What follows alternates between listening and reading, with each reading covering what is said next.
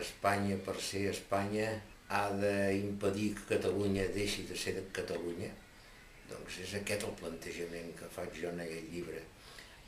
En aquest moment, Catalunya, que ha tingut un desenvolupament econòmic important durant els dos últims segles, es troba en una situació en la que juga una mica el seu futur, la seva supervivència. La història i l'economia catalana, sobretot, han rebut les conseqüències d'estar sotmeses a un estat centralista que els catalans han aprofitat mentre aquest estat centralista ha estat feble. A Catalunya, l'economia catalana és com un cotxe amb el fre posat.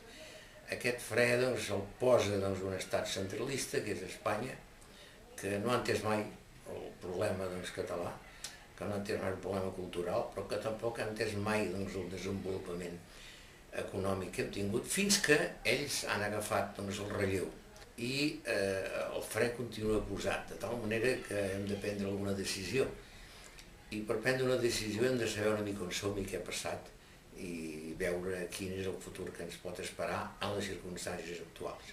És per això que m'he decidit publicar aquest llibre, perquè em sembla que és oportú i que pot servir a molts de vosaltres per tal de prendre una decisió i de saber una mica de quin mal hem de morir o de viure.